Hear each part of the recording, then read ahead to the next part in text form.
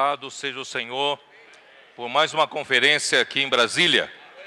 Estamos muito alegres com a presença de todos vocês.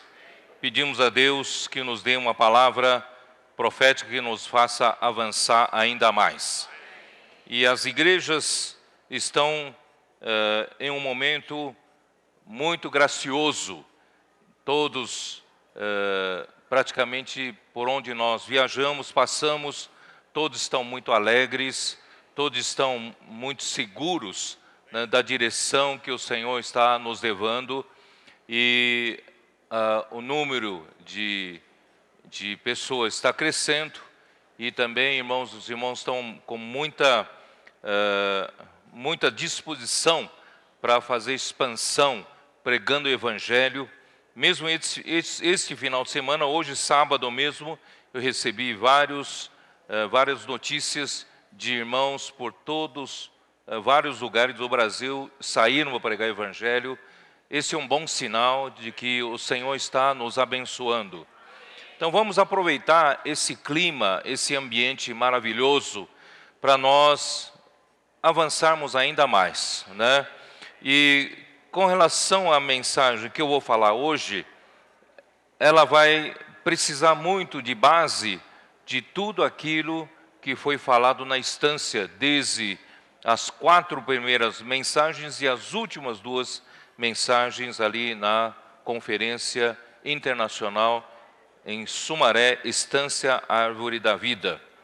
E só para vocês entenderem rapidamente os versículos que nós pedimos para ler, eu vou ler novamente, capítulo 5 de Romanos, versículos 9 e 10. Logo, muito mais agora, sendo justificados pelo seu sangue, seremos por ele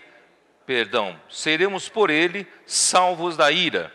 Porque se nós, quando inimigos, fomos reconciliados com Deus, mediante a morte do seu Filho, muito mais, estando já reconciliados, seremos salvos pela sua vida. Irmãos, louvamos ao Senhor, enquanto o homem estava totalmente sem esperança, condenado, Deus providenciou a redenção por meio da morte de seu Filho. Isso nos abriu uma tremenda possibilidade, irmãos, de não precisarmos ir para o lago de fogo, para a perdição eterna, e sim, nós podemos ser salvos da ira vindoura de Deus. E isso tudo por causa da morte de Cristo.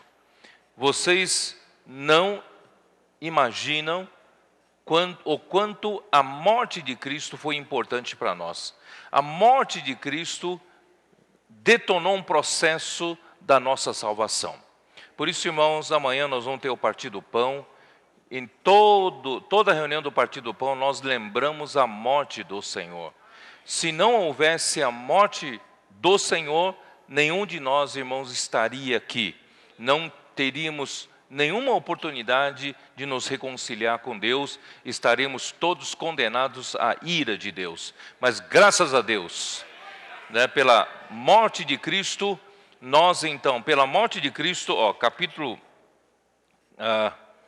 capítulo 3 de Romanos, versículo 24, sendo justificados gratuitamente por sua graça, mediante a redenção que há em Cristo Jesus, a quem Deus propôs no seu sangue como propiciação, mediante a fé, para manifestar a sua justiça, por ter Deus, na sua tolerância, deixado impunes os pecados anteriormente cometidos. Irmãos, por causa da morte de Cristo, Cristo realizou a redenção por todos nós pecadores e Ele nos justificou a todo aquele que nele crê. Não mais estamos debaixo da condenação. Irmãos, hoje nós estamos livres, salvos da ira vindoura de Deus. E nós, quando invocamos esse nome maravilhoso, nós somos salvos e recebemos a vida de Deus. Tudo isso é por causa da morte de Cristo. Imagine vocês, a morte de Cristo tem tamanho poder que nos tirou da condenação, nos salvou da perdição eterna. Deus perdoou nossos pecados e hoje nós somos filhos de Deus, temos a vida e natureza de Deus. A morte de Cristo é tão importante para nós, por isso que amanhã, todo domingo de manhã, nós celebramos a mesa do Senhor, lembramos-nos da morte do Senhor. Nós não celebramos o aniversário de Cristo, nós celebramos a morte de Cristo, porque a morte de Cristo, irmãos, nos deu um novo começo. Hoje, irmão, nós estamos salvos da ira. E agora, uma vez salvos da ira, fomos reconciliados com Deus. Nós temos hoje paz com Deus. Eu e você estamos aqui nesse auditório totalmente tranquilos diante de Deus. Temos paz com Deus por causa da morte de Cristo.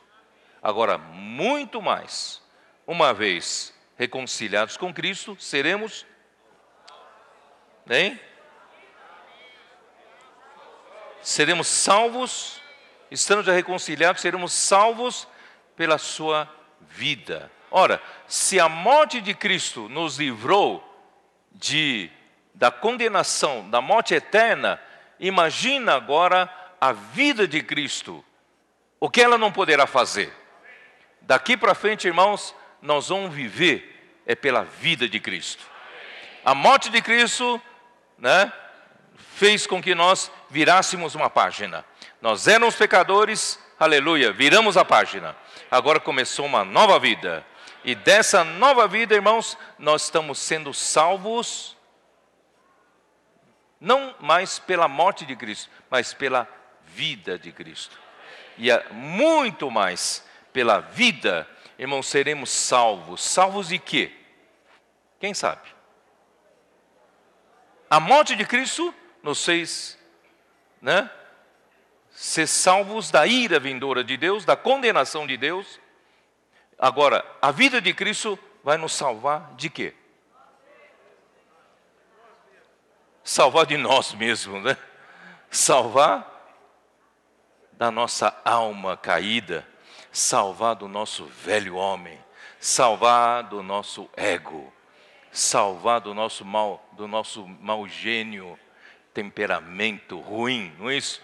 Salvar do mau humor do marido, não é isso? Salvar do quê?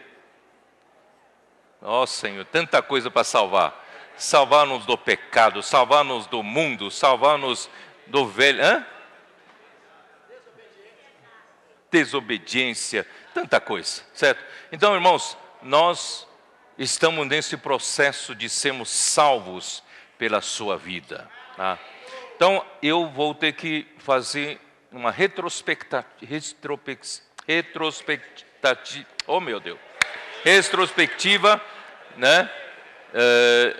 de tudo que nós falamos no passado, para pelo menos eu ter uma base para continuar, tá bom? O livro de Romanos, eu gostaria de começar pelo livro de Romanos. Qual foi o contexto do livro de Romanos? Qual foi a razão de Paulo ter escrito o livro de Romanos? Qual foi o motivo e qual foi as circunstâncias? Quais foram as circunstâncias que Paulo escreveu esse livro? Quem sabe? Onde ele escreveu? Em que lugar Paulo escreveu a carta aos Romanos? Ele escreveu em Corinto, na sua terceira viagem. E a sua terceira viagem foi motivada por um encargo especial. De repente, provavelmente no final da sua segunda viagem, ele, em vez de desembarcando em Cesareia, voltar para Antioquia, ele deu uma passada em Jerusalém. Ali ele soube que na Judeia, em Jerusalém, estava uma situação de fome. Alguns santos estavam passando por necessidade. Então, ele viu uma oportunidade dos gentios, das igrejas dos gentios, que ele cuidava de retribuir, né, aos judeus, já que os gentios ganharam, né, a graça, né, por meio da rejeição dos judeus, ou melhor, a primeira igreja levantada foi a igreja em Jerusalém, e Deus permitiu que esse evangelho chegasse aos gentios, então que os gentios pudessem também fazer o quê? Uma retribuição, fazendo uma coleta de ofertas para a necessidade dos santos pobres em Jerusalém. Mas Paulo, na verdade, tinha dois motivos. O primeiro motivo, além de fazer a coleta, era de que Paulo, ele já estava cogitando há muito tempo que aquela seria uma das suas últimas viagens, talvez a última viagem por aquela região, porque ele já era a terceira vez que ele passava saindo da Síria, porque Antioquia ficava na Síria, saindo da Síria, ia para a Cilícia, onde estava o Tarso, a sua terra natal, e depois ele passava para Frígia, Galácia e Ásia Menor, ficava ali no continente que é na Turquia de hoje. E passava pelo mar Egeu, ele ia para a Macedônia, que é a Grécia de hoje, a Macedônia, descendo até Acaia, Corinto, Atenas, e ele já considerava que esse campo de atividade nessas regiões já tinha chegado a um fim. Ele tinha encargo de ir abrir uma nova frente muito grande na Espanha. Ele queria, depois da sua terceira viagem, trazer essas ofertas para Jerusalém, e de Jerusalém ele iria até Roma, e de Roma ser recomendado pelos irmãos para passar à Espanha. E ele provavelmente sediaria a sua nova frente de trabalho na Espanha, e da Espanha ele pregaria o evangelho para toda a Europa.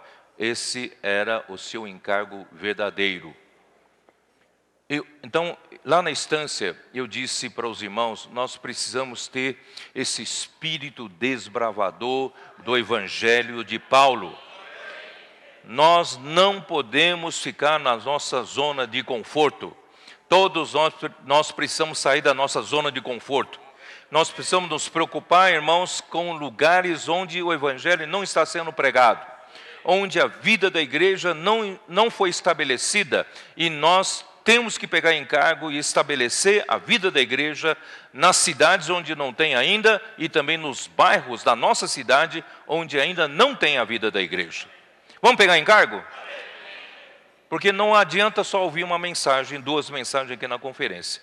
Vamos arregaçar nossas mangas, vamos sair da nossa zona de conforto, vamos nos entregar para a pregação do evangelho como Paulo foi.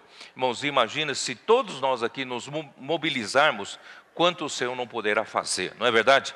Então vou deixar isso, né, para vocês. Vocês vão diante do Senhor, né, não vou mais ficar cutucando não. Vocês fazem isso diante do Senhor, eu fico livre desse sangue, tá? Vocês daqui, vocês se entendem com o Senhor.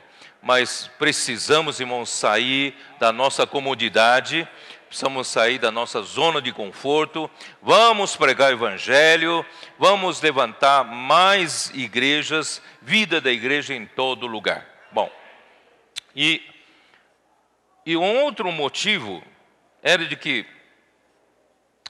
Paulo precisava terminar uma coisa que ele não conseguiu terminar. Ele tinha muita clareza de que ele era um apóstolo para os gentios. Deus não o encarregou para os judeus. Portanto, ele não ousava entrar no meio dos judeus e pregar o evangelho, sabendo que Deus não lhe encarregou isso. Todavia, ele era um daqueles judeus fervorosos, zeloso pelas tradições dos seus pais. Ele foi criado debaixo, né, do Gamaliel, do mestre Gamaliel, famoso mestre Gamaliel, e ele então entendia o que se passava na cabeça daqueles jovens que estudaram junto com ele, né, todas as coisas do judaísmo. Então ele tinha zelo de salvar alguns deles, ainda que ele não tivesse ministério pelos judeus, mas ele queria salvar alguns deles. Por isso, irmãos, esse encargo fez com que ele fosse pessoalmente para Jerusalém, para entregar a coleta, e ali, de alguma maneira, salvar alguns. Ele estaria contente de salvar alguns. Se ele conseguir salvar alguns, ele teria pago, não é isso, aquilo que estava no seu coração, e ele poderia ir tranquilamente para a Espanha, abrir a nova frente de trabalho. Por que eu digo isso? Dá uma olhada, eu não falo sem referência, né? Romanos capítulo 1, dá uma olhada. Romanos capítulo 1, depois dele ter explicado o que é o Evangelho de Deus, ele, a partir do versículo 8, ele diz: primeiramente dou graças a meu Deus, mediante Jesus Cristo, no tocante a todos vós, porque em todo o mundo é proclamada a vossa fé. Porque Deus, a quem sirvo em meu espírito, no Evangelho de seu Filho, é minha testemunha de como incessantemente faço menção de vós, em todas as minhas orações, suplicando que, em algum tempo, pela vontade de Deus, se me ofereça boa ocasião de visitar-vos. Porque muito desejo ver-vos, a fim de repartir convosco algum dom espiritual, para que sejais confirmados. Ele está falando com a igreja em Roma. Isto é, para que em vossa companhia, reciprocamente, nos confortemos por intermédio da fé mútua, vossa e minha. Porque não quero, irmãos, que ignoreis que muitas vezes me propus ir ter convosco, no que tenho sido até agora impedido, para conseguir igualmente entre vós algum fruto, como também entre os outros gentios. Pois sou devedor tanto a gregos como a bárbaros, tanto a sábios como a ignorantes. Por isso, quanto está em mim, estou pronto a anunciar o Evangelho também a vós outros em Roma. Vocês conseguiram perceber o coração de Paulo. Mas eu vou complementar com o capítulo 15 de Romanos. 15, versículo 14.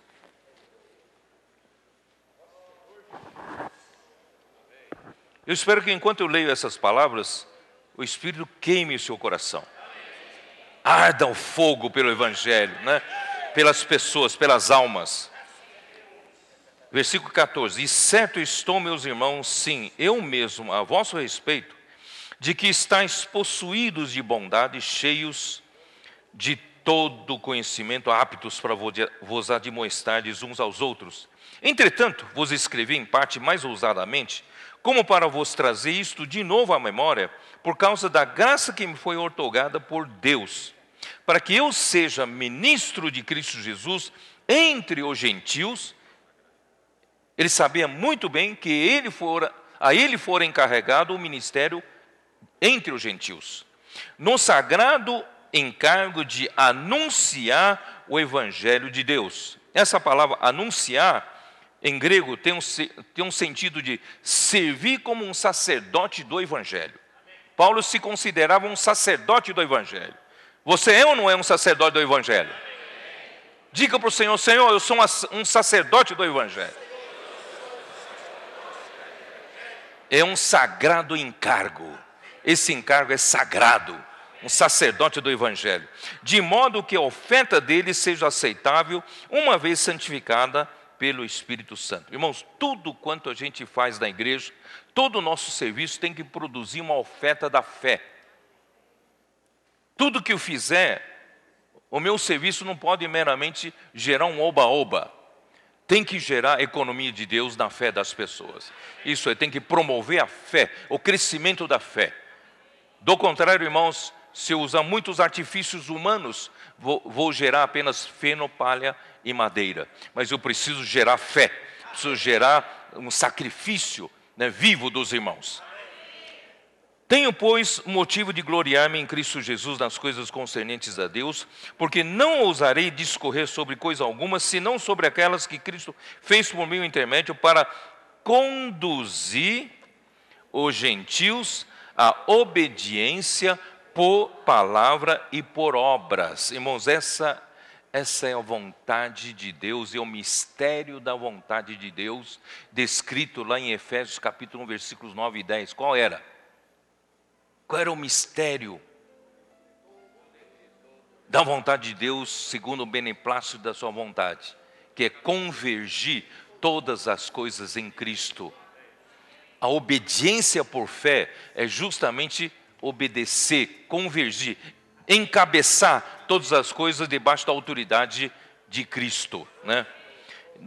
Por meio da palavra e também por meio de obras, por força de sinais e prodígios, pelo poder do Espírito Santo. Bom, eu vou pular um pouco, não tenho tempo. Versículo 22.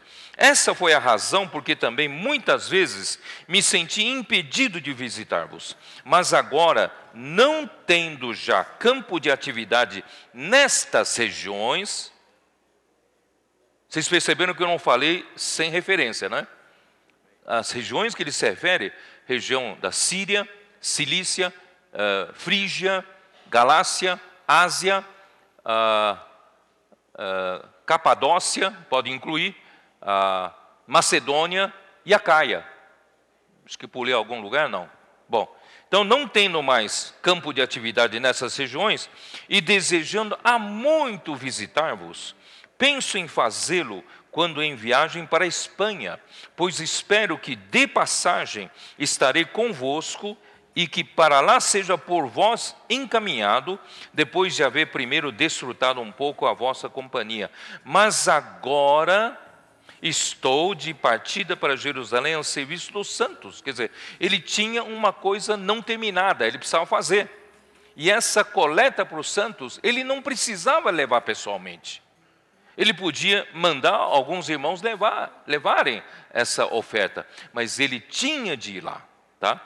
Porque aprove a Macedônia e a Acaia levantar uma coleta em benefício dos pobres, dentre os santos que vivem em Jerusalém. Isso lhes pareceu bem, e mesmo lhes são devedores, porque se os gentios têm sido participantes dos valores espirituais dos judeus, devem também servi-los com bens materiais. Tendo, pois, concluído isto e havendo-lhes consignado este fruto, passando por vós, irei à Espanha. E bem sei que ao visitar-vos, irei na plenitude da bênção de Cristo. Ó Senhor Jesus, Paulo tinha encargo mesmo, não é isso? Tinha encargo, mas ele tinha que terminar um assunto. Ele tinha de levar essa coleta pessoalmente. E olha só, e ele sabia que ele corria risco de vida. Logo em seguida ele pede para orar. Versículo 30, rogo-vos, pois, irmãos, por nosso Senhor Jesus Cristo, e também pelo amor do Espírito, que lutei juntamente comigo nas orações a Deus a meu favor, para que eu me veja livre dos rebeldes que vivem na Judéia, e que este meu serviço em Jerusalém seja bem aceito pelos santos, a fim de que, ao visitar-vos pela vontade de Deus, chegue à vossa presença com alegria e possa recrear-me convosco. E o Deus da paz seja com todos vós. Amém. Porque, irmãos, Paulo, ele tinha grande tristeza e incessante dor no coração pelos seus compatriotas. Isso está no capítulo 9. Mas tudo isso você pode extrair no livro de Romanos. No capítulo 9, vamos lá, vai. Eu queria, para ganhar tempo, falar sem ler. Capítulo 9, versículo 2. Tenho grande tristeza e incessante dor no coração, porque eu mesmo desejaria ser anátema, separado de Cristo, por amor de meus irmãos, meus compatriotas, segundo a carne, são israelitas, pertence-lhes a filiação, e também a glória, as alianças, a promulgação da lei, os serviços e as promessas. Deles são os patriarcas, e também deles descende o Cristo, segundo a carne, o qual é sobre todos, Deus bendito para todos sempre. Amém? Existia na época, entre os gentios, um certo pensamento de que os judeus só atrapalham. Os judeus perseguem a Paulo, o apóstolo Paulo. E os judaizantes também acabam prejudicando o ministério de Paulo. Você sabe a diferença entre os judeus e os judaizantes? Não. Os judeus são judeus em geral, são fiéis ao judaísmo e perseguiam a Paulo porque acharam que Paulo se apostatou da crença deles. E os judaizantes eram os judeus crentes de Jerusalém, mas que ainda conservavam os costumes e tradições de Moisés. E eles também perseguiam, de certa forma, a Paulo, ou pelo menos onde Paulo pregava o evangelho, eles iam atrás para dizer que não basta apenas crer em Cristo, não, que eles precisavam também ser circuncidados e guardar a lei de Moisés. E dessa forma prejudicando o evangelho de Paulo. Então havia um certo pensamento de que, puxa vida, mas os judeus só atrapalham. Deus, poderia deixar Paulo mais tranquilo para exercer seu ministério, mas para que os judeus? Irmãos, Paulo está mostrando a importância dos judeus. Se não houvesse judeus, irmãos, Cristo não pode vir de paraquedas do nada. Você já pensou? Quando chega na hora de nascer, Cristo vem de paraquedas, Cristo, pum, nasce. De que raça? De que nação? Não sei. Argentino? Brasileiro? Russo? Não, tem uma história. E essa história começou com Abraão. Por isso Romanos capítulo 4 fala de Abraão, não é? A história do povo de Israel e também do povo celestial começou com Abraão. E por isso toda essa linhagem é importante, irmão. Linhagem terrena de Cristo é importante. Porque sem essa linhagem terrena, Cristo não teria vindo. Aleluia, que Cristo veio. Por isso, irmãos, hoje nós temos que orar por Israel. Não é odiar Israel. Israel, por ignorância, muitos deles por ignorância, eles não aceitam a Cristo. Mas, irmãos, eles são o povo de Deus aqui na terra. Nós temos que orar por eles. Não é ter raiva não, não ter ódio não, porque deles descende a Cristo, segundo a carne, tá? E também no capítulo 10, versículo 1. Irmãos, a boa vontade do meu coração e a minha súplica a Deus a favor deles são para que sejam salvos. Porque lhes dou testemunho de que eles têm zelo por Deus, porém não com entendimento. Os judeus têm zelo por Deus. Nós que estivemos nessa viagem para Israel, vários de nós aqui, eu creio que foram conosco no ano passado, Nós fomos para Israel. A gente viu aqueles judeus ortodoxos, parece que não tem o que fazer. Todo o tempo livre que eles podiam, estavam ali, estudando oráculo de Deus, Talmud, e eu não sei mais como chama, e estudando, como que, porque ali são livros e volumes e mais volumes e jurisprudências que os mestres, os mestres da Bíblia, os rabinos, mais importante entre eles de todos vários séculos, acumularam em vários volumes. Eles estudam aquilo, como que se praticassem aquilo, praticassem a lei, eles seriam justificados. Eles seriam aprovados por Deus um dia. Então, eles são zelosos, realmente zelosos. Se apartam da alegria do mundo, dos prazeres do mundo, estão ali quase que todo o tempo fazendo aquele estudo, fazendo aquela reza. Eles têm zelo por Deus, porém não com entendimento. Paulo estava desesperado. Então, não é pelas obras da lei que o homem é justificado, é pelo quê? Pela fé. Basta crer em Jesus. Aleluia, nós somos justificados. Não porque nós fizemos alguma coisa boa, não. Porque nós cremos em Jesus. Tá? E capítulo 11, irmão, fala, versículo 13.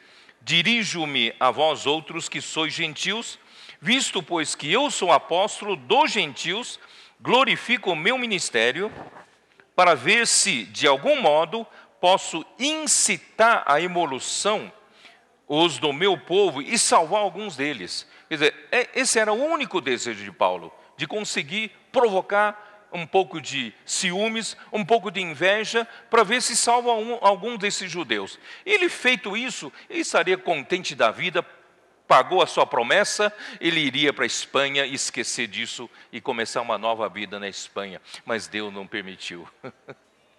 Na terceira viagem ele ficou preso em Jerusalém, vocês sabem disso aí, foi para Cesareia, ficou 2 anos em Cesareia, apelou para Roma, foi para Roma, irmãos, no fim, né, ele morreu, foi martirizado.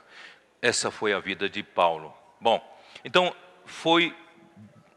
com esse pano de fundo, Paulo escreveu o livro de Romanos, mostrando que o Evangelho de Deus é tanto para os judeus como para os gregos, para os gentios. O Evangelho é o poder de Deus para a salvação de todo aquele que crê, primeiro do judeu e também do grego, né? Então, esse foi o intento pelo qual Paulo escreveu o livro de Romanos. Bom, o livro de Romanos Paulo começa a mostrar o Evangelho de Deus. Não tenho tempo de falar, infelizmente, muito sobre isso. Mas, irmãos, logo começa a entrar na parte negra da história humana, que está no capítulo 1, versículo 18. A ira de Deus se revela do céu contra toda impiedade, né? E a perversão dos homens que detêm a verdade pela injustiça. Começa a entrar na parte negra da história humana. Irmãos, ao estudar o capítulo 1, eu comecei a ganhar uma luz, que essa situação relatada por Paulo no capítulo 1 de Romanos tem tudo a ver com as civilizações antigas. Quando Deus criou o homem, vocês sabem que Adão e a Eva caíram e foram expulsos do jardim do Éden, e Deus não permitiu mais o acesso do homem à árvore da vida. E Deus então colocou no caminho de acesso para a árvore da vida alguma coisa para impedir que o homem chegue até a árvore da vida. O que Deus pôs lá? Quem sabe? Gênesis 3, vamos dar uma olhada, Gênesis 3. Versículo 24. E expulso o homem, colocou querubins ao oriente do jardim do Éden e o refugi de uma espada que se revolvia para guardar o caminho da árvore da vida. Que significa isso? Que são querubins? Que são querubins? Quem sabe? Os querubins representam a glória de Deus.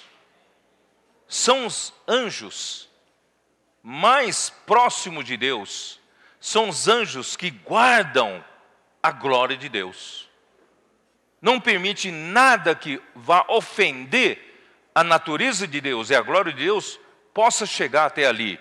Então, esses são os querubins. Os querubins representam a glória de Deus. E a espada? Quem sabe o que é espada? A espada representa a justiça de Deus. E essa espada tinha chama de fogo. Essa chama de fogo representa o quê? A santidade de Deus.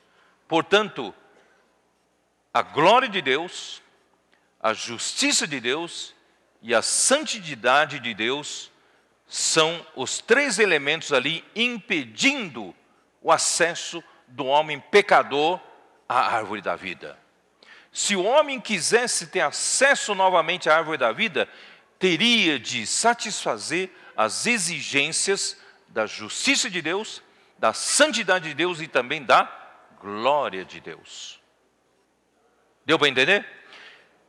Porque Deus, resumindo, você pode, vamos dizer assim, você pode dizer que Deus, ele é representado por esses três elementos, sabia disso? Deus é representado pela sua justiça, Deus é representado pela sua santidade e Deus é representado pela sua glória. Você não pode ter acesso a Deus se você não satisfizer as exigências desses três itens de Deus. Bom, muito bom. Então, aí,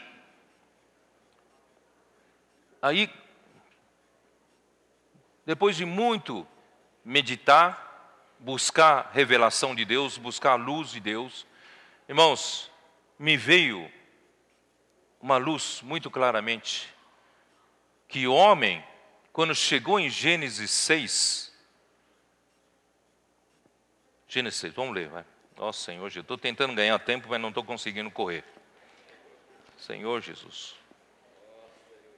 Bom, eu não vou ter pressa mais, tá bom? Vamos devagar. Vamos devagar, vamos chegar onde chegar, certo? Tá bom.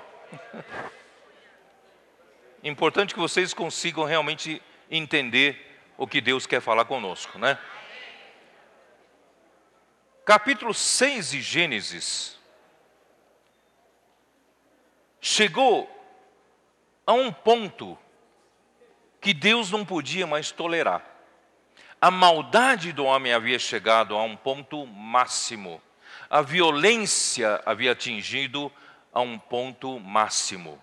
E aconteceu uma coisa que eu não sei explicar muito bem o que aconteceu, mas eu vou tentar dizer para você o que aconteceu. Capítulo 6 de Gênesis. Como se foram multiplicando os homens na terra e lhes nasceram filhas, vendo os filhos de Deus que as filhas dos homens eram formosas, tomaram para si mulheres as que dentre todas mais lhes agradaram. Irmãos, que são essas filhas e que são esses filhos de Deus?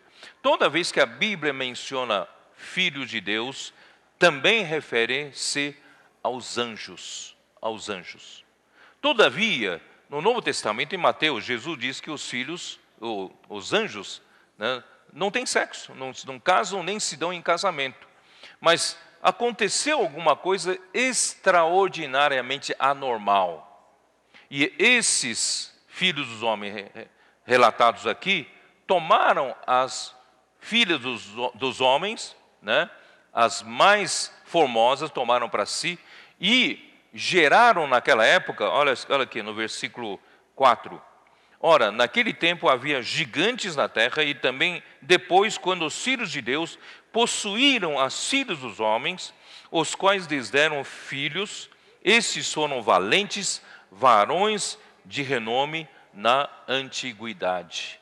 Quer dizer, daí essa mistura não permitida por Deus, Deus não tolera ao sair um ser de sua espécie e haver confusão, mistura com outra espécie.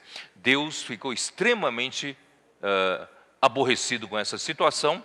Tanto é que, irmãos, alguns, esses anjos são naturalmente anjos caídos, não são anjos bons de Deus. Esses anjos caídos, rebeldes, saíram do seu estado original, né, e eles fizeram essa coisa horrível e geraram coisas anormais aqui na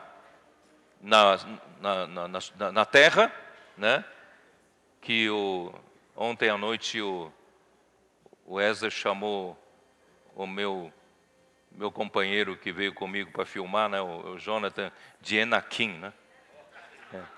Fica de pé, mostra para os irmãos que Enakim. Não, mas ele não é Enaquim não, viu? Enaquim faz parte dessa coisa, essa mistura horrível. Não, ele é um ser humano, viu? Enfim, é um ser humano. Graças a Deus, né? Senão eu não queria na companhia de mim uma coisa dessa, né? Mas graças ao Senhor, esse aqui é um filho de Deus, né? Aí então naquela época começaram a surgir, né, esses grandes homens, gigantes de renome. E Deus, versículo 5, viu o Senhor que a maldade do homem se havia multiplicado na terra e que era continuamente mal todo o desígnio do seu coração. Então se arrependeu o Senhor de ter feito o homem na terra e isso lhe pesou no coração. Ó Senhor Jesus, versículo 11, a terra estava corrompida à vista de Deus e cheias de violência. Irmãos, essa era a terra daquela época. Viu Deus a terra e eis que estava corrompida, porque todo ser vivente havia corrompido o seu caminho na terra. Então disse Deus a Noé, resolvi dar cabo de toda a carne, porque a terra está cheia de violência dos homens. Deus então usou dilúvio, irmãos, e acabou com a humanidade da época e apenas preservou a vida de 8 pessoas, de uma família, a família de Noé. De um lado, irmãos, a igreja hoje, no final dos tempos, onde as pessoas não têm mais para onde correr, o dilúvio, irmãos, das contaminações está chegando na nossa sociedade. E essas águas da morte estão subindo. Daqui a pouco vão afogar todos. Irmãos, graças a Deus, na vida da igreja, nós estamos construindo uma arca. E essa arca é para a salvação das famílias. Naquele tempo salvou só uma família, mas na vida da igreja nós vamos construir uma arca para salvar muitas famílias. Todas as famílias que quiserem se refugiar, né, nessa arca serão salvas. Porque essas com ideologia de gênero e com outro tipo de ideologia, com tantas coisas horríveis estão acontecendo entre nós, irmãos, chega uma hora que a humanidade não tem mais como se defender disso. Isso está vindo como rolo compressor. Não sei se vocês sabem, as grandes corporações recebem ordem lá de cima que tem que assinar contrato de apoio, né, a LGBT, né, ou outra coisa, não sei se vocês sabem disso, são obrigados a cada vez mais entrarem nesse tipo de coisa, e dali a pouco, irmãos, o homem não tem mais como se defender mais, quem não quiser essas coisas. Irmão, nós temos uma opção para essas pessoas na vida da igreja, que é a arca da vida da igreja. Nós vamos receber essas famílias para a salvação delas. Ó Senhor Jesus. Irmão, estou falando sério, tá? Esse é um assunto muito sério. Tanto é que, irmãos, eu e o Ezra, nós estamos estudando até, quem sabe logo fazer uma visita a um grupo de irmãos ali.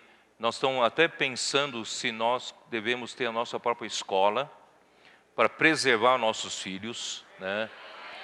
Ou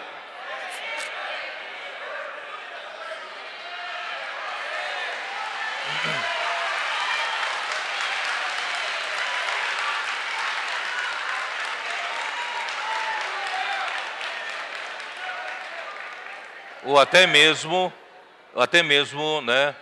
Nós lutamos para que um dia seja aprovado o sistema de ensino nas casas, né? Como chama homeschooling, né? E que nós podemos confeccionar o nosso programa de ensino, incluindo o ensino da palavra de Deus, né? E nós vamos salvar muitas gerações, muitos da geração futura, das gerações futuras, não é isso? De receberem o dilúvio dessas contaminações. Senhor, que o Senhor possa, né, nos abençoar. Aí veio o dilúvio e matou a todos. Talvez você não saiba, mas esse acontecimento abalou a humanidade. Mesmo essa família de 8 pessoas, quando saíram da arca e começou novamente a se espalhar pela terra, irmãos, as gerações que foram nascendo, nasceram com um temor de Deus, não é? Medo de Deus. Conheceram o que Deus pode fazer. Conheceram o poder de Deus. Porque antes do dilúvio, eles achavam que podiam fazer, não ligando para Deus, cada um continua praticando sua maldade, violência, e Deus aí não vai poder fazer nada conosco, e de repente todos morreram. Então perceberam que esse Deus pode castigar. Esse Deus é poderoso, Ele pode fazer as coisas. Então eram gerações pós-dilúvio, que eram gerações que conheciam a Deus nesse sentido. Vocês estão me entendendo? Por isso que Romanos capítulo 1 falou 2 vezes, tendo conhecimento de Deus, e não o glorificaram como Deus. Por 2 vezes fala, tendo conhecimento de Deus. Então era uma geração que conhecia do que Deus é capaz. E tinham um temor de Deus. Mas o que aconteceu para tudo se arruinar de novo? O que aconteceu? 100 e poucos anos depois surgiu um grande personagem, Nimrod. E Nimrod surgiu, ele começou a ficar poderoso no meio dos homens. Ele começou a ter o começo do seu reino, ter cidades, não é isso? Em Babel, você sabe disso, né? Em Babel, e começou o quê? Ele foi o primeiro homem, não sei se você sabe, nós estamos em Brasília, né? Brasília é a cidade do poder, não é cidade do poder aqui? É aqui que manda, não é isso? Na política aqui manda, aqui é o poder. Nimrod foi o primeiro homem que descobriu o poder. Todos eles aqui são aprendizes de Nimrod. Nimrod é o mestre, é o pai de todos.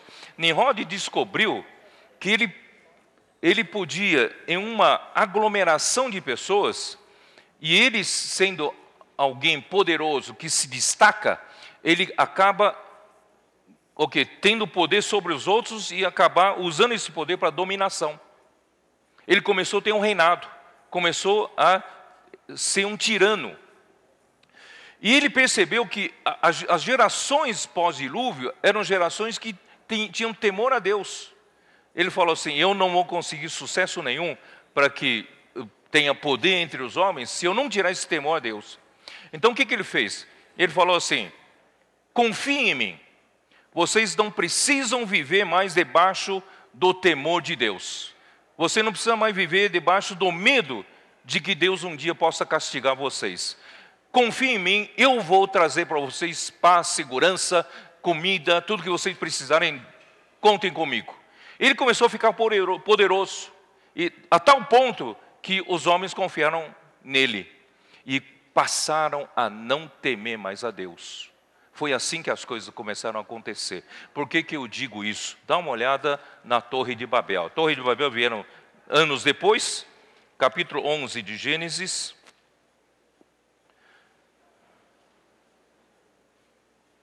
Eu estou recontando a história, né? Recontando a história, para vocês entenderem um pouco melhor o dia de hoje. Capítulo 11, versículo 1. Ora, em toda a terra havia apenas uma linguagem,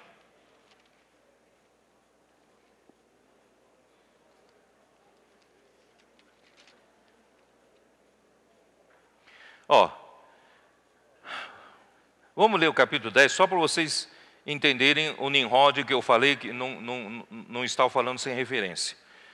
Capítulo 10 de Gênesis, versículo 8. Cuxi gerou a Nimrod, o qual começou a ser poderoso na terra. Foi valente caçador diante do Senhor. Essa palavra diante não é positivo. Alguns traduzem como contra o Senhor, tá? Daí dizer-se, como Nimrod, poderoso caçador diante do Senhor ou contra o Senhor, tá? O princípio do seu reino foi Babel, Ereque, Acade e Calné, na terra de Sinar. Sinar é Babilônia, onde fica na Babilônia, tá? Então, Nimrod, ele começou a construir cidades e deter poder sobre as cidades, aglomerações. Deus queria que o homem se espalhasse pela terra para encher a terra e dominar a terra, não é isso? Isso está em Gênesis capítulo 1. Versículo 26, 27, 28, o Senhor fala: sede fecundos, multiplicai-vos e enchei a terra e dominai-a. Não é isso? O desejo de Deus é encher a terra. Mas ele, Nimrod, queria concentrar. Não se espalha não. Vamos nos concentrar, porque a concentração de homens nos dá o poder. Nós vamos ser tão poderosos, nós vamos ir contra Deus. Nós vamos desafiar Deus. Era mais ou menos essa a ideia, tá? Aí quando chegou capítulo 11, ora, em toda a terra havia apenas uma linguagem, uma só maneira de falar. Sucedeu que, partindo eles do Oriente, deram com uma planície na terra de Siná, e habitaram ali. Disseram uns aos outros: vinde, façamos tijolos e queimemo-los bem. Os tijolos serviram-lhes de pedra e o betume de argamassa. Tem como passar aquele templo? Eu acho que é a slide 10, só para mostrar para os irmãos. É que infelizmente o telão está meio apagado para vocês, né? Eles construíam templos que naquela época que nós hoje conhecemos por zigurate, né? Não conseguiu aparecer, né? Não? Apareceu? Aqui, ó. Eram templos que os mesopotâmios, naquela época pós-dilúvio, eles construíam esses templos em vários platôs. E eles não tinham pedras para construção, como tinham a região da Palestina de hoje. Lá era uma planície, né? Depois eu vou mostrar pelo mapa. Então eles aprenderam a fazer tijolos, queimar tijolos e colocar tijolo um em cima do outro. Quando é feito por pedras grandes, o próprio peso, né, dá a consolidação. Mas tijolo é muito leve, precisa de argamassa para se consolidar. Portanto, eles precisavam de tijolos e argamassa. Mas naquela região é muito rica em petróleo até o dia de hoje. Ali tinha betume de sobra. Eles usavam betume como argamassa e construíam esses templos. E esses templos, irmãos, é o templo do Nimrod. Eles construíram lá no topo, lá no último andar, aquele platô é para sacrificar-se aos deuses e adorar a outros deuses, não é a Deus verdadeiro. E assim eles fizeram, e a Torre de Babel é uma construção desse tipo, só que gigantesca. Uma construção gigantesca, e o objetivo era alcançar até o céu. Versículo 4 diz assim: disseram, vinde, edifiquemos para nós uma cidade, uma torre cujo tope chegue até o céu, e tornemos célebre o nosso nome, para que não sejamos espalhados por toda a terra. Nimrod não queria espalhar, queria concentrar o poder. Vocês entenderam? Então, eles queriam fazer uma torre cujo topo chegar até o céu. Irmãos, é impossível chegar até o céu. Mas o objetivo era desafiar o céu. Era dizer para Deus: Deus, nós somos tão poderosos quanto você. Esse era o objetivo. Ó Senhor Jesus. Eu fico assustado só de falar isso, né? Fico assim de pelo tudo levantado aqui. Porque, irmãos, é muita ousadia o homem fazer isso. Aí fala: edifiquemos para nós uma cidade e uma torre cujo tope chega até os céus, e tornemos célebre o nosso nome. O homem passou a exaltar o nome do homem, fazer o nome do homem. Esse tornar célebre é fazer no sentido de não é criar do nada, mas é criar, né, de tornar célebre, de fazer um nome, assim como se faz uma marca registrada, uma marca famosa. O homem, esse nome do homem, certamente na época de Nimrod era o Nimrod, tornar célebre o nome dele, né? Então, irmãos, o homem passou a desafiar Deus. Porque o homem estava cansado de viver debaixo do medo de Deus. O homem acha que se eu tivesse um homem poderoso que garanta que eu não preciso ter medo de Deus, eu vou seguir esse homem. Então, assim que aconteceu, as coisas aconteceram. Então o homem passou a dizer, viver debaixo do temor de Deus é uma tirania. E o Nimrod começou a pregar, saia dessa tirania. Não precisa ficar preocupado em fazer a vontade de Deus, não. O homem tem que fazer a sua própria vontade. O homem tem que viver para si, viver o melhor para o homem. Por que você vai viver para Deus? Vocês entenderam? Essas coisas começaram a pregar já naquela época. Senhor Jesus. Que tolice, né?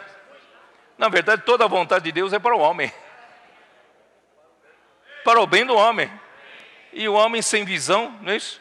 Pensa que é melhor ele viver para si, buscando sua própria vontade. Aí surgiram os ídolos. Por quê? Por quê? Quem sabe? Por que deixar o Deus verdadeiro? Não fazer a vontade do Deus verdadeiro? E adorar outros deuses? E se sujeitar às suas vontades? O que vocês acham? A diferença é de que eu criando o meu Deus, um Deus para mim, eu faço desse Deus um servo meu. Não sei se vocês entendem. Eu estou precisando me enriquecer. Eu preciso ganhar muito dinheiro. Então vou criar um Deus que chama Deus da riqueza. Eu vou adorar esse Deus. Eu vou me sacrificar a esse Deus. E esse Deus vai me tornar rico.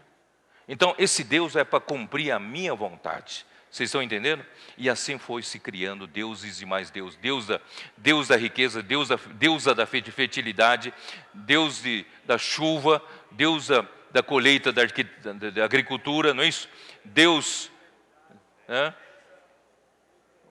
o santo casamenteiro, o santo que protege o motorista. Que mais? Vocês sabem melhor do que eu, tá? Irmãos, São Jorge dos corintianos, não é isso?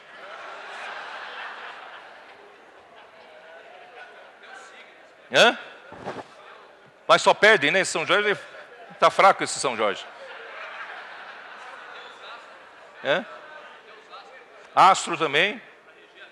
Exatamente. Não é? Só que mal sabe eles, irmãos. Deus fala assim no Velho Testamento, ídolo nada é. É um pedaço de pau, é um pedaço de coisa que o homem fez. Mas se o homem adora, Satanás por trás dele, os demônios e os súditos dele, não é isso? E começa a realmente fazer efeito. Olha, me enriqueci. Só que eu me enriqueci às custas de quê? A vender minha alma para o diabo. É ou não é? Lembra que uma das tentações de Jesus? Jesus deu todos os reinos do mundo e a glória desses foi-me dado. Basta prostrado me adorar, tudo isso será seu. Não é? Então essa troca muita gente está fazendo, não está fazendo? Então aparentemente isso aqui é para me servir, no fim, irmão, eu caio nas mãos do diabo. Eu fico escravo do diabo. Não faça isso você, tá? Faça isso você. Irmãos, graças ao Senhor, nós temos um Deus verdadeiro. Esse Deus verdadeiro, irmão, tem uma vontade inegociável. Inegociável. Deus não negocia a sua vontade. Mas a vontade dele, irmãos, é para você. O mistério da sua vontade é encabeçar você todas as coisas em Cristo. E quer levar você amanhã para reinar, governar o mundo que há de vir. Não é essa a vontade de Deus. Por isso, irmãos, sem visão o povo se corrompe. Sem a profecia, irmãos, o homem não sabe para onde vai. E acaba fazendo essas besteiras. Irmãos, graças ao Senhor nós temos a palavra profética.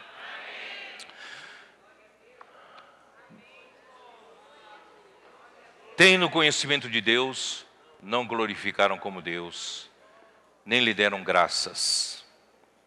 Antes foram adorar homens quadrúpedes, né? Adorar e servir a criatura no lugar do Criador, o qual é bendito para todo sempre.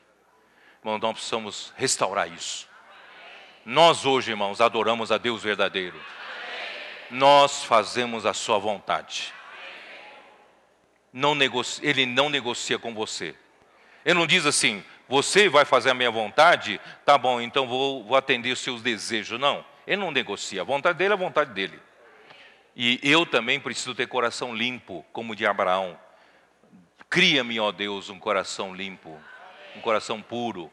Eu não quero, irmãos, adorar a Deus para buscar benefícios próprios. Não estou aqui na igreja, irmão, buscar interesses próprios, alguma vantagem para mim. Não, eu estou aqui, sou servo de Cristo, eu sou escravo da vontade de Deus, eu estou aqui só para fazer a vontade de Deus, mas eu sei que Deus quer o melhor para mim. Se buscarmos o seu reino e a sua justiça, todas essas coisas vos serão acrescentadas. Tolice do homem, irmãos, achando que vai levar vantagem adorando a ídolos. Não, melhor coisa, irmãos, é adorar a Deus verdadeiro. Glorificar, dar-lhe graças, para de murmurar, para de reclamar. Você está passando alguma situação difícil? Dê graças a Deus. Eu dei um testemunho lá na estância, estava passando muito jovem, passando por uma situação quase que irreversível. O Senhor começou a me pressionar a dizer, dá graça a Deus. Falei, mas como dar graça a Deus nesse estado? Dá graça a Deus. Quando eu consegui dar graça a Deus, irmãos, ufa, eu me livrei desse problema. Por quê? Porque o Senhor fez tudo. O Senhor faz todas as coisas. Aprenda, irmãos, o poder que tem. Dar graças a Deus. Aprenda a dar graças a Deus. E vamos aprender a adorar o Deus verdadeiro, aprender a servir ao Deus verdadeiro. Adorar, irmãos, é reverenciar. Adorar, irmãos, é prestar-lhe reverência, prestar-lhe culto. Ele merece todo o nosso respeito como um ser supremo nosso. Você não está aqui na igreja por algum favor. Você está aqui pela reverência que você tem a Deus. Você não faz qualquer coisa aqui na igreja porque você tem reverência a Deus. Você é um que adora a Deus. Você não fala mal dos outros porque você tem respeito a Deus. E você adora a Deus, você serve a Deus. Tem alguns na igreja, né? Os irmãos precisam fazer escala para eu servir. E muitas vezes eu não vou por preguiça, né? E os irmãos chegam, você deixou a gente na mão, você não avisou nada. Pois é, não deu, tal. Mas não podemos servir assim. Nós precisamos servir a Deus verdadeiro. Servir com muita honra. O Senhor me deu essa honra de servi-lo. Vamos tomar essa oportunidade, irmãos, com muita honra. Vamos servir ao Senhor, adorar o Senhor, glorificar a Deus e dar-lhe graças. Tá bom? Rapidamente isso. Você sabe o que é glorificar a Deus? Não é só dizer glória a Deus, não. Glorificar a Deus é fazer a vontade dEle, tá? Ó Senhor Jesus. Bom, onde eu quero chegar? Ó Senhor Jesus. Aí tem toda a vida de Abraão, que eu não tenho tempo essa noite de falar. Eu quero chegar, é o seguinte, Deus quer mostrar para você. Eu quero mostrar para você a visão a figura da arca da aliança. Consegue me passar aqui? Acho que é a figura 4. Arca do testemunho. Está em Romanos, capítulo 3. Abra sua Bíblia em Romanos 3.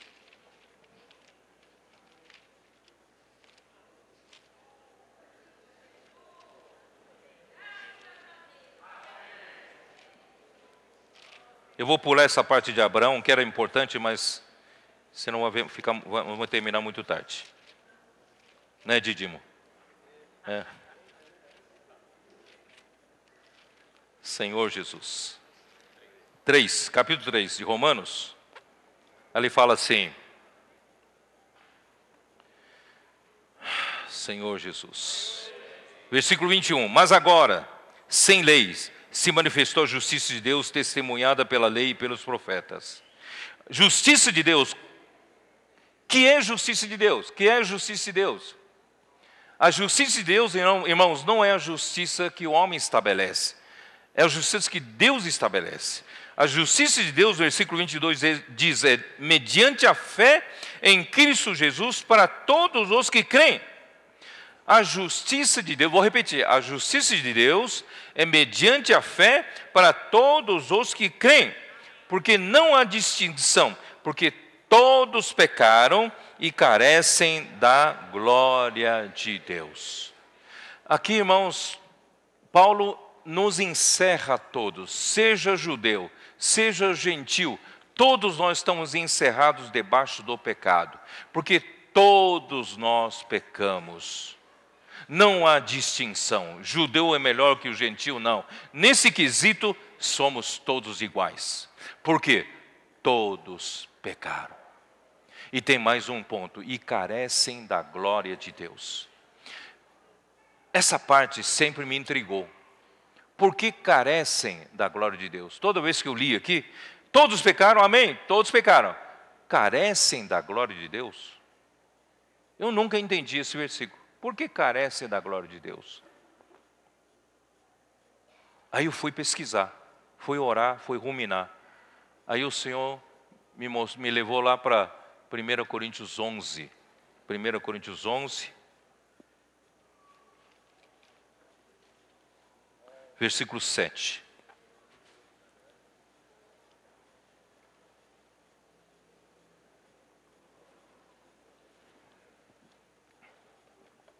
Porque, na verdade, o homem não deve cobrir a cabeça, por ser ele o quê? Por ser ele imagem e glória de Deus. Mas a mulher é glória do homem. Então, homem é imagem e glória de Deus. Quando Deus criou o homem, Deus o criou a sua imagem em conforme a sua semelhança. Por que Deus nos criou a sua imagem conforme a sua semelhança? Porque Deus tem o objetivo de um dia nos tornar a glória de Deus. Deus tem essa expectativa sobre nós, de que através da imagem que Ele colocou em nós, da semelhança que Ele colocou em nós, Ele tem como trabalhar em nós, no fim, o homem será como ele é. Imagine você, o homem criado pode ser trabalhado por Deus, através da vida de Deus, através da natureza de Deus, ser como Deus é em vida e natureza. E um dia, quando toda criatura, todo o universo olhar para esse homem trabalhado, verá quem? Verá Deus, verá a glória de Deus. Essa era a expectativa de Deus. Por isso, quando o homem caiu, frustrou essa expectativa. Vocês estão entendendo? Por isso, todos pecaram e carecem da glória de Deus. Quer dizer, frustrou essa expectativa. Mas graças a Deus, pela redenção de Cristo, irmãos, Deus restaurou, recuperou essa expectativa. Efésios 1. Se você não está ainda convencido, Efésios 1. Efésios 1. Versículo 17. Para que o Deus de nosso Senhor Jesus Cristo, quem é Ele? Ele é o Pai da glória. Ele quer fazer de você a sua glória. E Ele é a fonte da glória. Ele é a própria glória. Ele é quem te supre a você a sua glória. Ele é o Pai da glória. Vos conceda espírito de sabedoria e de revelação no pleno conhecimento dEle, iluminados os olhos do vosso coração, para saberdes qual é a esperança do seu chamamento. Irmãos, qual é a esperança do seu chamamento? Qual é a esperança do chamamento do Deus que é o Pai da glória quando Ele te chamou? Colossenses 1:27. Cristo em nós. A esperança da glória. Deus tem uma expectativa de ver em nós a sua glória. E nós somos chamados para ser a sua glória.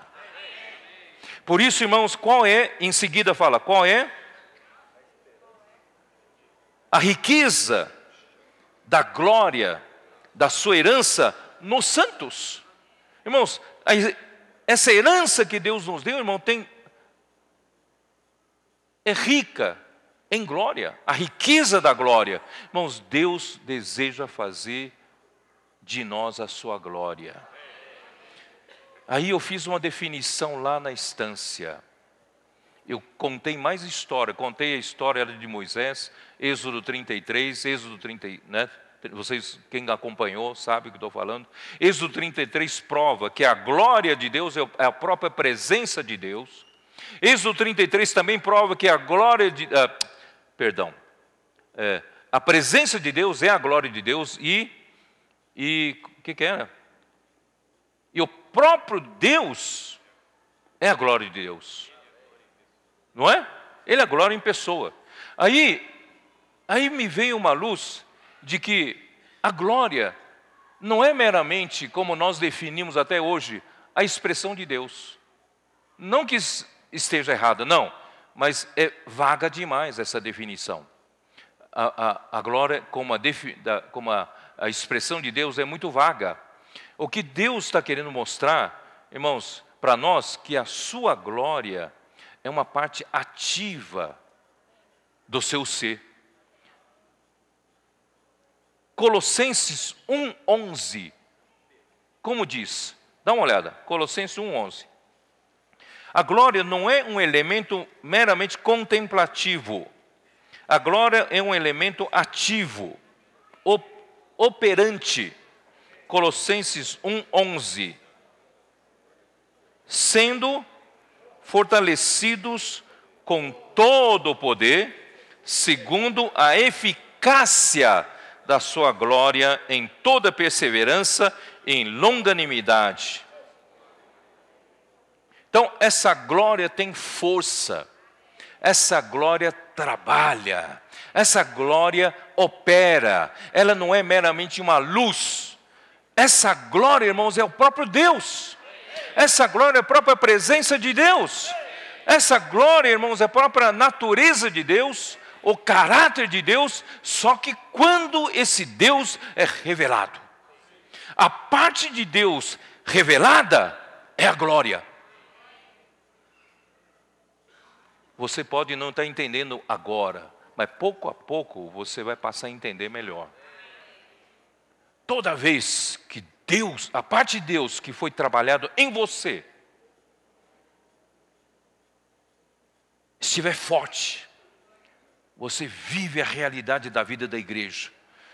Você vive na presença do Senhor.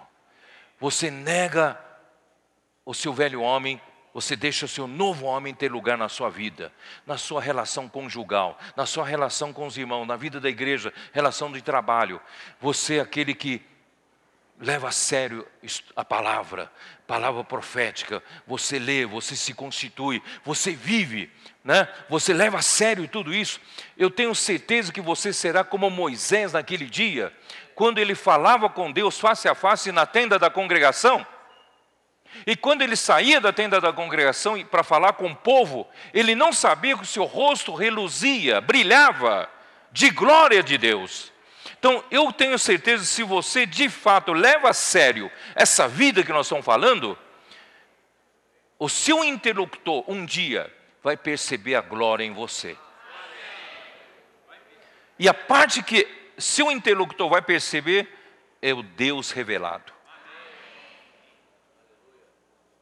Não é um brilho físico, não será um brilho físico, mas a parte por dentro está sendo feita. Nós que somos, eu sou engenheiro, eu consigo raciocinar um pouco mais do lado da engenharia, né? Por exemplo, vamos supor que fui encarregado de fazer uma torre de prédio, um prédio. Esse prédio é uma obra-prima, projeto melhor projeto. Tudo do bom, do melhor. É sustentável. Material de primeira, de mais atualizado. Então, isso aqui é uma obra-prima. Irmãos, aí quando eu consigo terminar esse prédio, é que eu vou fazer a fachada, não é isso? Fazer a fachada. Eu não faria a fachada antes de terminar o prédio. Termino o prédio e faço a fachada. A glória para a gente, na nossa compreensão anterior, era só a fachada. A glória é todo o prédio. Não sei se você entende o que eu quero dizer. A glória não é só a fachada, não é só quando Cristo voltar, esse corpo corruptível se revestirá de incorruptibilidade, então vou ter o corpo da glória, só fachada não. Alguns de nós, irmãos, terá fachada quando o Senhor voltar, mas por dentro o prédio não está pronto. Eu não quero ser esse. Eu quero estar com o prédio pronto e o Senhor voltar a me dar a fachada pronta. É ou não é? Coroado de glória e de honra. Então a glória não é só a fachada. A glória é o conteúdo todo por dentro. É o Deus, a sua presença, o seu caráter revelado. Quando Deus é revelado, o que os homens vê é a glória. E Deus quer fazer isso entre nós. A Arca da Aliança está ali? Dá para pôr na Arca da Aliança? Vamos lá, já está aqui, né? Quando Moisés entrava no tabernáculo, ele era o único, porque o sumo sacerdote, Arão, podia entrar no Santo dos Santos somente uma vez por ano. E quando entrava no Santo dos Santos uma vez por ano, era só para fazer expiação pelos seus próprios pecados e para fazer expiação pelos pecados do povo. Ele entrava, não sei se você sabe disso, né? Ele entrava com sangue, é isso, né? Sangue de um bezerro, de um novilho, tá? Para o seu próprio pecado, sabia disso? Ele tinha que aspergir sobre a tampa do propiciatório, porque a tampa do propiciatório é o trono da graça, onde estão os dois querubins olhando para a tampa, olhando para o propiciatório. Não tem sangue, pecador não pode entrar, será fulminado. Então, Arão tinha que tomar muito cuidado para jogar o sangue. Só que antes dele conseguir jogar sangue, já seria fulminado, porque a hora que abria o véu, já seria fulminado. O Senhor teve tanta misericórdia, falou para Arão, entra com incensário e 2 punhados de incenso. Então você joga incenso, aqui quando abria o véu, joga incenso, e a fumaça do incenso vai tomar conta, né? E os querubins não vão te ver. E ele rapidamente entraria com incenso, aí jogaria o sangue, né, de um novilho sobre a tampa, ele não seria morto. Aí os querubins olharam, opa, estão satisfeitos aqui, o sangue satisfez a exigência, não mataria. Aí ele sairia e pegaria um bode, faria a mesma coisa com o bode, pegava o sangue e outro bode ele soltava. Não sei se vocês irmãos se lembram dessa história, não? Esse bode, um bode emissário. E um deles, com sangue, ele entrava com o segundo sangue, né? Esse sangue era para expiação do povo, dos pecados do povo. Aí ele fazia expiação, aí nunca mais, só daqui a 1 ano ele poderia entrar no Santo dos Santos. E não era para ter comunhão com o Senhor, era só para fazer expiação dos pecados. Mas, irmãos, Moisés tinha um tamanho privilégio que nós temos hoje. Moisés podia entrar a hora que quisesse. Tinha um véu no santo lugar para Santo dos Santos. Moisés podia abrir o véu, né? Ele podia falar com Deus face a face. E quando ele abria o véu, irmãos, a arca do testemunho, a arca da aliança, representa o próprio Deus. E Deus falava de cima do propiciatório, Deus falava com ele. Então, quando ele abria o véu, ele olhava para, vamos dizer, essa arca da aliança representava o próprio Deus. Ele abria o véu, o que ele via? Ele via Deus, mas representado pelo quê? Pela arca da aliança, né? E os 2 querubins com propiciatório. Em outras palavras, ele só via a parte revelada. Ele só via a glória. Porque o que está embaixo, as 2 tábuas da aliança, que representam o próprio Deus, estão ocultas, estão escondidas. Então, a parte de Deus que você vê é a glória. A parte revelada é a glória. Só que dentro tem muita história aqui dentro, muito conteúdo aqui dentro. Em outras palavras, você está permitindo Deus trabalhar dentro de você? Muitas coisas os homens não veem. Mas, irmãos, Deus está vendo. Deus está trabalhando dentro de nós. Essa parte é oculta. A justiça, santidade, infelizmente não vou poder entrar nesse assunto de justiça, santidade e glória. Justiça, santidade está sendo trabalhado dentro de nós, né? Mas, irmãos, um dia o trabalho é tanto que começa a aparecer na glória. As pessoas começam a ver Deus em nós. E essa parte que as pessoas veem Deus em nós, irmãos, é a glória de Deus. Em outras palavras, o que as pessoas veem de glória em nós, irmãos, é a ponta do iceberg. Você deve ter uma base tão grande oculta. Você não é só oba-oba aqui em cima, ou fazer carnaval aqui, ó, glória. Não, a glória é a ponta do iceberg. Você tem que ter uma vida sólida com Deus, no oculto, por baixo. Você tem todo um peso construído por você, viver no Espírito, se constituindo com a palavra, passando por tribulações, não reclamando, dando graça a Deus, edificando com os irmãos, cooperando com os irmãos, submisso, não é isso? Irmãos, nós ainda falamos hoje de manhã, né, para os irmãos, graças a Deus, irmãos, hoje muitas pessoas, né, nós estamos vendo, muitos irmãos estão sendo inseridos no serviço da igreja. Nós estamos, graças a Deus, porque antes, 3 anos atrás, irmãos, eram apenas um grupo de pessoas, sempre o mesmo grupo de pessoas, servindo ao Senhor, eles ocupando todo o espaço, mas graças ao Senhor, muita coisa mudou de 2 anos para cá, não é isso? E muitas pessoas foram incluídas, né, no serviço, e as mulheres foram incluídas, não é isso? Serviço de jovens, serviço de adolescentes, até de idosos, de casais, muita coisa, né, começaram a ocorrer entre nós. Então nós temos muitos, graças ao Senhor, a gente está falando de entusiasmo, excelência e inclusão. E graças ao Senhor, a inclusão está funcionando. Muitos irmãos hoje têm espaço na igreja. Só que, irmãos, toma cuidado, você precisa ter fundamento sólido. O seu serviço precisa ter base. O seu serviço, primeiro, precisa construir debaixo do encabeçamento de Cristo. Você não pode ter um serviço na igreja que, de repente, você se sobressai tanto que você não se submete a presbítero, não se submete a liderança nenhuma. É só você. Você se sobressaiu tanto no seu serviço, todo mundo aplaude que você faz bem e você amanhã vira um câncer na igreja. Nós precisamos ter o que? Essa base trabalhada em nós.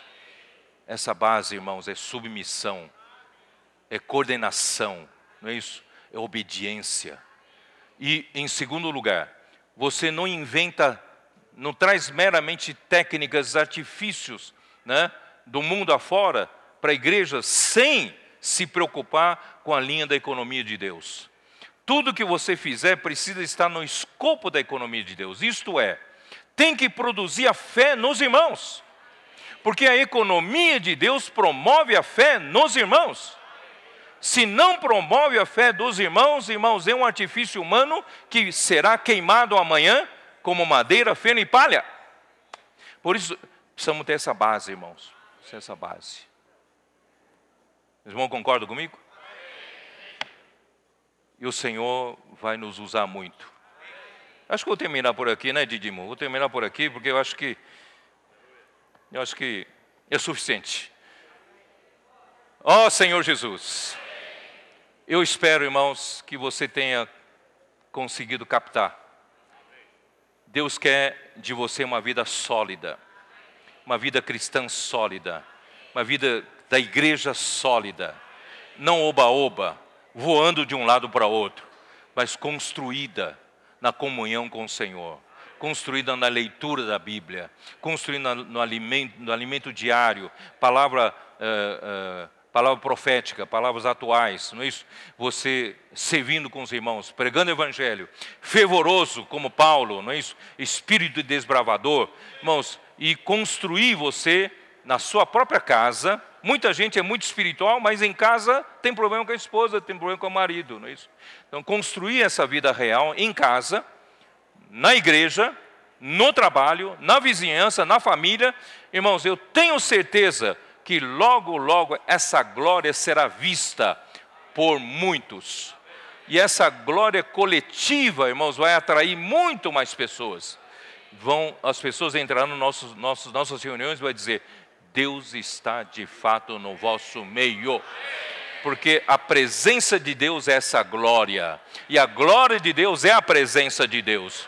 E Deus será glorificado. Jesus é o Senhor.